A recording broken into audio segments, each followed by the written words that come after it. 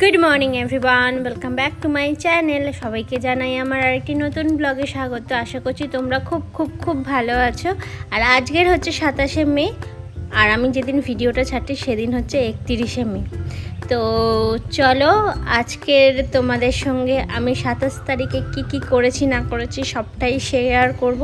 কেন আজকে ডেটটা মেনশন করছি সেটাও বলছি, কারণ হচ্ছে আজকের দিনটায় আমি সুখ উপলব্ধি করেছিলাম, তাই আজকের দিনটা পুরোটাই শেয়ার করব। অনেক বড় করে কোনো অনুষ্ঠান আমি করছি না, খুব ছোটোখাটোই অনুষ্ঠান করছি।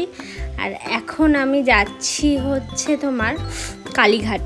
চলো আগে কালীঘাট থেকে ঘুরে আসি। কালীঘাটে প্রত্যেক বছরই আমরা যাই, মানে ছেলের যতগুলো বার্থডে হয়েছে ছেলে হওয়ার পর থেকে সব কটা বার্থডেতেই আমরা কালীঘাটে গিয়ে মায়ের কাছে পুজো দিই।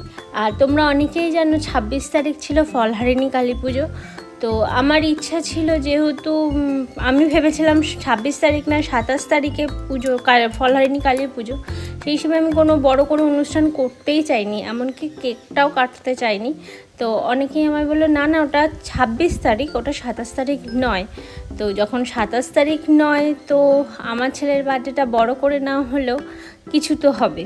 তো ফার্স্ট আমরা চলে এসেছি এই কালীঘাটে ঢুকে গিয়ে জানতে পারলাম সেটা হচ্ছে শীতলদানি। শীতলদাকে তোমরা অনেকেই এখন মোটামুটি চেনো। সে হচ্ছে যে আমার গাড়ি যে পুজো করেছিল যেই দাদা, উনি হচ্ছে শীতলদা। ওনার বাড়িতে ফলহারিণী কালী পুজোর পুজো হয়, সেটা আমি এই প্রথমবার জানতে পারলাম, কারণ ছেলের জন্মদিন কোনোদিন এই সময়টা পড়ে না। তো আমি প্রথমবার জানতে পারলাম পুজো উনি একজনকে দিয়ে বলে দিলাম, তাকে দিয়ে দোয়ালাম। কিন্তু আমার সেই মনের যে শান্তিটা হয় শীতলদাকে পুজো দিয়ে, বা শীতলদা যখন পুজো করে ওনার মন্ত্র উচ্চারণ, ওনাকে কোনো কিছু আমায় বলে দিতে হয় না কি নিতে হবে না হবে, সেই ফিলিংসটা যেহেতু আমি পেলাম না, পুজোটা আমি ভালো দিলাম কিন্তু অতটাও হয়তো ভালো দিলাম না আমার মনে হলো।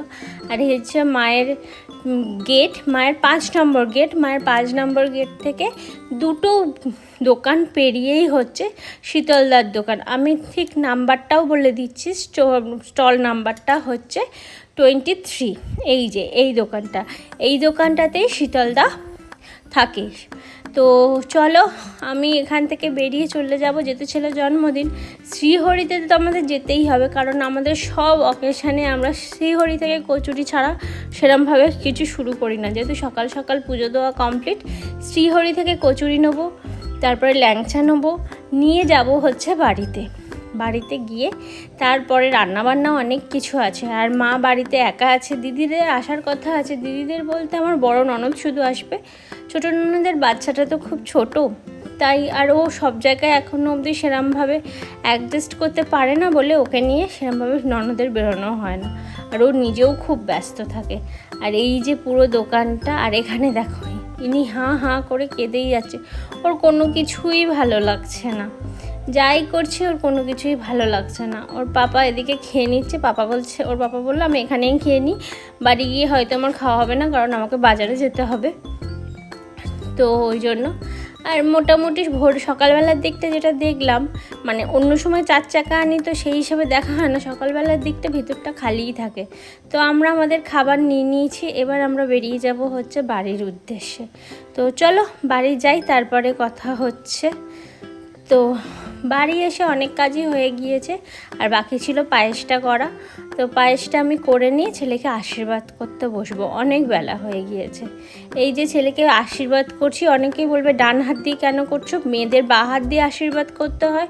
হ্যাঁ, আমি পরে জানতে পেরেছি মায়ের মুখে, মানে আমার মায়ের মুখে জানতে পেরেছি মেয়েরা তো বাঁ হাত দিয়ে আশীর্বাদ করে, তুই ডান হাত দিয়ে কেন আশীর্বাদ করেছিস।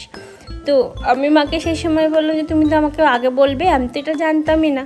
সবাই সব জানবে সেটা আমি মনে করি না, কিন্তু জেনে নিলাম। পরের বার থেকে আশা করছি ভুল হবে না, আমরা এটা মেনটেন করে চলবো। আর এবছর দেখলাম ও খুব বিরক্ত, মানে খুবই ইরিটেট হয়ে যাচ্ছে, দেখেছো? ও কিন্তু পায়েস টায়েস কিছু মুখে দিতে চাইছে না, একদম ইরিটেট হয়ে যাচ্ছে। ওই জন্য আমি বেশি ওই জন্য এবছর কিছু করিনি, মানে বয়সটা বাড়ছে বলে কেউ এনজয় করাটা বন্ধ করে দিচ্ছে আশীর্বাদটা, না কি হচ্ছে আমি ঠিক বুঝতে পারছি না। আর এই যে ঠাম্মা আশীর্বাদ করতে বসছে, বাট এখানেও তাই, মানে ও খুব বিরক্ত হচ্ছে, ওর একদম পছন্দ করছে না জিনিসটা, কেন করছে না জানি না। তার মধ্যে এমনিতেই তো আমার ছেলে একটু উলু দিলে মানে জোকার দিলে ভয় পায়, তার মধ্যে ও ঠাম্মা উলু দিচ্ছে, তারপরে শাক টাক বাজানো হচ্ছে। আগের বারে এই জিনিসটা ছিল না, এবছর দেখছি এগুলোতেও খুব কাঁদছে, ও খুব বিরক্ত হচ্ছে। হয়তো জন্মদিনের বয়স বাড়ার সাথে সাথে এইসব জিনিসগুলো অনেকটাই চলে আসে, ধরে বেঁধে আশীর্বাদ করা হলো। আর এখানে তোমার দাদাকে তোমরা দেখতে পারবে না, তোমার দাদা কাজে বেরিয়ে গিয়েছিল। হ্যাঁ, তোমরা অনেকেই বলতে পারো যে ছেলের জন্মদিনের থেকে বেশি ইম্পর্ট্যান্ট কী হতে পারে, বেশি ইম্পর্ট্যান্ট অনেক কিছুই থাকে, বেশি ইম্পর্ট্যান্ট কাজ ছিল, তাই ও বেরিয়ে গিয়েছিল। আর যখন আমরা আশীর্বাদ করা কমপ্লিট হয়ে গেছে তারপরে ও ঢুকেছে, ও ঢুকে ও আশীর্বাদ করেছে, কিন্তু ওর ক্লিপটা আমার নেওয়া হয়নি।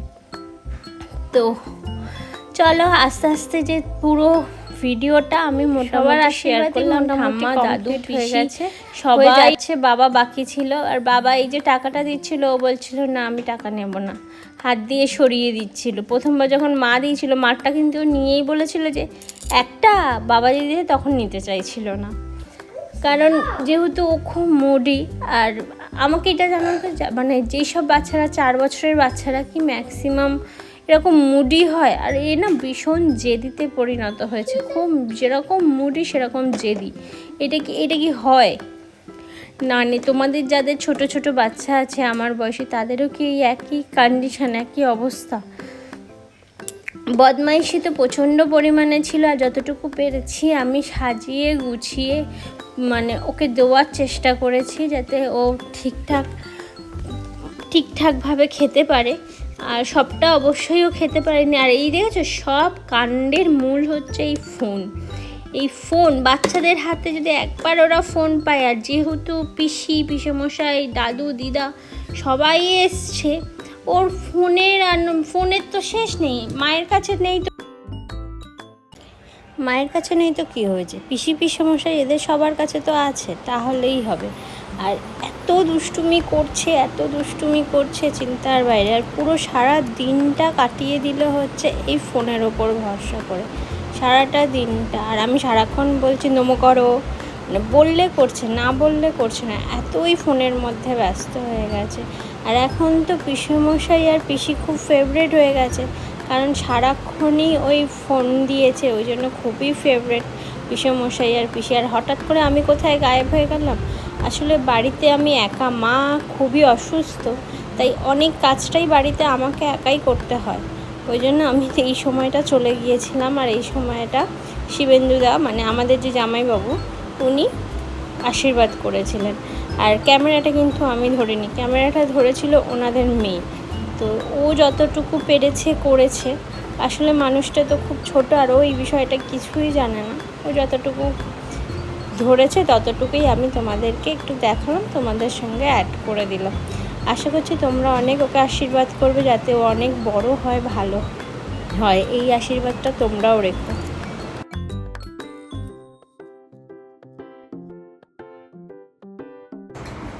তো এই বলটা এনে দিয়েছে দাদু। তো চলো আস্তে আস্তে খাওয়ানো শুরু করি। যা যা রান্না করেছি সবই অল্প বিস্তর দিয়েছি। আর কেকটা কাটাবো বিকেলবেলা, চলো খাইয়ে নিই, বিকেলে দেখা হচ্ছে। বিকেলবেলায় আমরা 3 জনে মিলে বেরিয়ে পড়েছি, আমি, ছেলে আর ওর পাপা, 3 জনে মিলে। আর যেহেতু আমার ছেলে 27 তারিখে জন্মেছে, আর যেই সময় জন্মেছে সেই সময় হচ্ছে ইয়াসের পরের দিনটা ঠিক প্রচণ্ড পরিমাণে বৃষ্টি হয়েছিল। যতবারই ওর জন্মদিন করি, বড় করে করি, ছোট করে করি, বৃষ্টিটা হবে, বৃষ্টিটা আমাদের সঙ্গেই লেগে থাকে, আমাদের সঙ্গে সারাক্ষণ। তো চলো আস্তে আস্তে দোকানে গিয়ে তারপরে কথা হচ্ছে। তো দোকানে চলে এসেছি। আর আমার এই মিওমোরের কালেকশানগুলো কি ভালো লাগে দেখতে, কি সুন্দর কালেকশান। আর এরা 27 তারিখে একটা নতুন প্রোডাক্ট, মানে নতুন পেস্ট্রি লঞ্চ করেছে, সেটা ট্রায়াল চলছিল, সেটা দেখছিলাম। আর এই দেখো না, বদমাইশির শেষ নেই, ওখানেও গিয়ে লাফিয়ে যাচ্ছে। পাশে যে মেয়েটা আছে তাকে কন্টিনিউ হাই, সে কিছু সমস্যা আছে বা বুঝতে পারছিল না বলে সে কোনো রিয়াকশান দিচ্ছিল না। ওই জন্য ও কন্টিনিউ বলেই যাচ্ছিলো, যাওয়ার সময় তাকে টাটা করলো। তো চলো বাড়ি যাই। বাড়ি গিয়ে সেই দেখো এই কেকটা নিয়ে এসেছি। যেহেতু আমার ছেলের কার খুব পছন্দ, তো এই কেকটা সেদিনকে আমরা কিনে নিয়ে এসেছিলাম, এটা অর্ডার দেওয়া হয়েছিল। তো চলো, আজকে সারাদিনটা মোটামুটি খুব ভালোই গেল, খারাপ তো কিছু গেল না। আর দাদু ঠাম্মার হাত ধরে এবছরও কেক কেটেছে। তার আগের বছর পাপার হাতে, গত বছর আমার হাতে, আর এবছর দাদু ঠাম্মা দুজনে মিলে দাঁড়িয়েছিল কেক কাটানোর জন্য। তো বার্থডেটা ভালোই গেল। যদি তোমাদের ভিডিওটা ভালো লেগে থাকে তো অবশ্যই লাইক, শেয়ার, সাবস্ক্রাইব করো। আর সবাই খুব খুব খুব ভালো থেকো। আর আজকের মতন শুভরাত্রি।